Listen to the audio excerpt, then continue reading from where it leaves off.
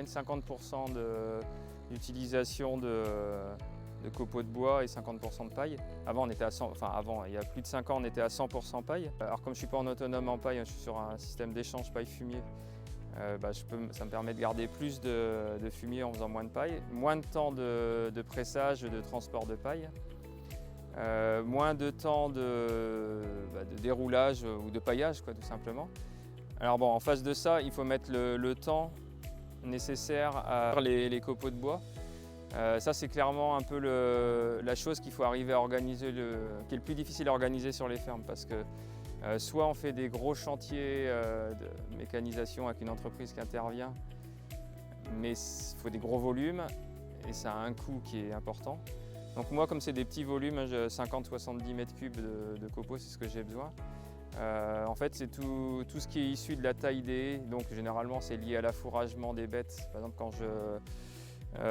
quand je coupe des branches pour affourager sur les mois de août, septembre, octobre, ces branches-là, je les ramasse après à l'automne, je les mets en tas et j'en recoupe d'autres dans l'hiver pour compléter.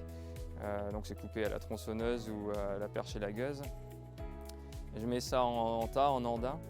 Et alors c'est soit on en fait des petits volumes, ce que je faisais jusqu'à maintenant, donc avec un broyeur déchiqueteur derrière tracteur, mais là ça demande beaucoup de main d'œuvre et c'est quand même assez physique. Et puis l'autre possibilité, c'est de faire venir une entreprise, mais encore une fois, il faut des gros volumes, faire venir une entreprise qui passe tout au broyeur à plaquettes. L'avantage, c'est qu'en stockage, ça prend quand même très peu de place une fois que c'est broyé. On peut stocker ça dehors. J'avais peur au début que ça se détériore, ça se dégrade. En fait, ça moisit légèrement au-dessus, puis en fait, à l'intérieur, ça reste sec. Après, oui, pour le troupeau, et les bêtes restent plus propres. Alors, ce qui est assez surprenant, c'est que quand on regarde la litière dans la stabulation, ça paraît plus foncé, plus noir, au final, parce qu'il n'y a pas la couleur jaune de la paille, enfin la couleur claire. Et là, on est sur du ligneux, donc ça apporte quelque chose de sombre. Mais les animaux, c'est ça qu'il faut regarder, les animaux sont propres. Parce qu'on est sur quelque chose qui est plus drainant. Quand on enlève le fumier, on n'a pas quand on fait le fumier de la stabulation, on n'a pas le purin qui peut couler comme ça peut être le cas avec une litière 100% paille.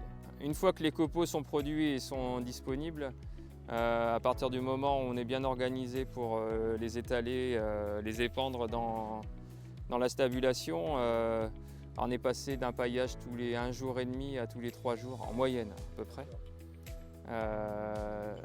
Donc clairement, on retrouve, en plus ça additionné au temps de presser la paille et de la transporter, le temps nécessaire à couper les branches, enfin à tailler, à broyer, c'est largement compensé par l'économie de temps sur la paille.